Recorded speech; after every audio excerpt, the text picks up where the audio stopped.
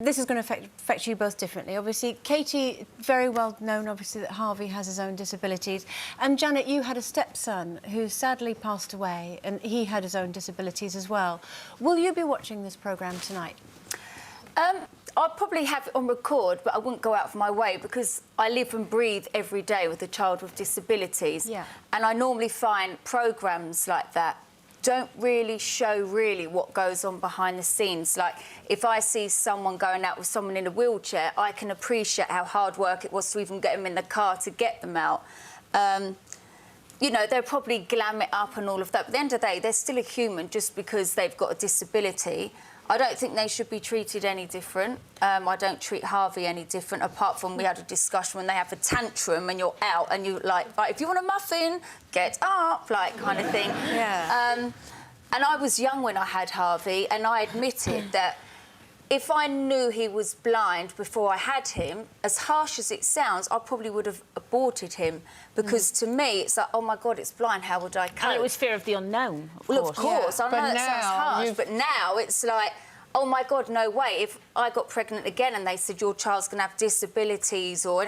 I'll definitely keep it. I would even adopt a child with disabilities. Until you're in that situation, you don't know. I absolutely love Harvey so much. I would never change anything about him. Yes, it's challenging, but it's also rewarding, and he's a great character. I love him, and I don't think anyone should be ashamed at all if they've got a child with disability. But also, as well, you know, you speak about the daily...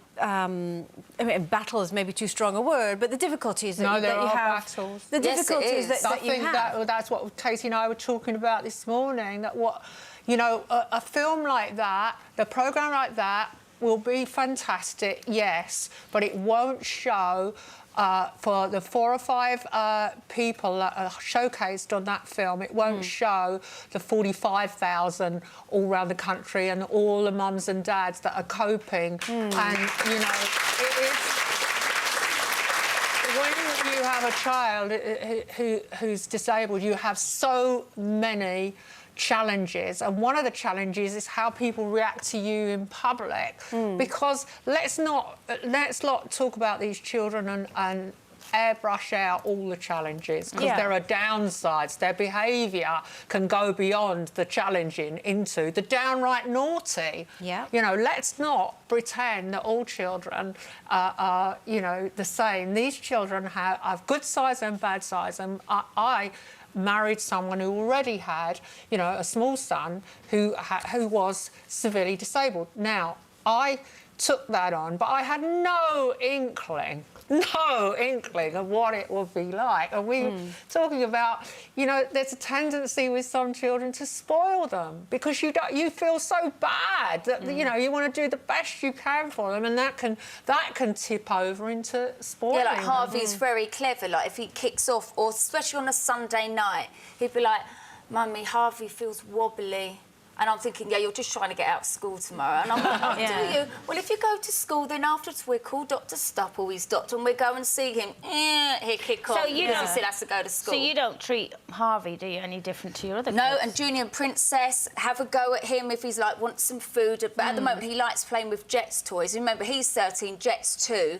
But he likes his toys, and then you hear Jet and Harvey arguing because they want the same toy. I mean, it is funny, but it is also challenging. You know, people forget he wets the bed, he's still in pull-ups at night, and he still wets the bed. It's that side, and when they kick off, or if I'm walking around, like, in the street with him and he wets himself, people would look at me and go, your son's wet himself. It's like, I know he's wet himself, but I'm out. What do you want me to do, you know? Yeah. And then you have the challenge. I think I learnt so much from being stepmum to Bunny. I couldn't replace his mother, but I could do the best that I could, you know, during the years that I had with him. And one of the tragedies of Bunny was that he got stomach cancer and died within 2 weeks. And I can still hardly talk about it, because it was just so absolutely dreadful to go from having a child who was so full of life to in a coffin just that quickly. But when he died, people came up to my husband and I and said, well, it was for the better. But it's never for the better. How can the death of any child be for the better? It's awful. I think one of the... why it's so good, actually, to have programmes like this is because many of us wouldn't necessarily know what to say or what to do. Yeah. You know, perhaps people saying that to you thought they were being kind and didn't necessarily know how to comfort you. Someone in the street pointing out that your child's wet himself, maybe don't necessarily know how to help. I wouldn't necessarily know what to do. I would want to think that I would be generous enough to help if I could. But I could sit here all day and talk about it. But what I would like to say to anyone out there who's a carer, mother, cousin or anything, anyone dealing with anyone with disability, whether it's a child or adult, I have so much respect because I know exactly what goes into it.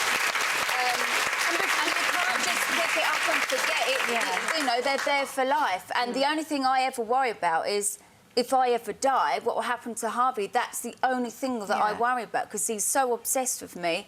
But, like, I just honestly give respect to everyone out there because it's very rewarding and not enough people give credit to carers and stuff. We've also got... If you've enjoyed that, then why not click here for more? And don't forget to subscribe by clicking here so that you never miss out on the best Loose Women moments. I can appreciate when someone wants to be fit. I've got a 1-pack, but I'm small, but I have had 5 kids. And I don't know if you could see it. It would be impossible for me to get a 6-pack because if I lean back like that, I've actually got like a massive gap there.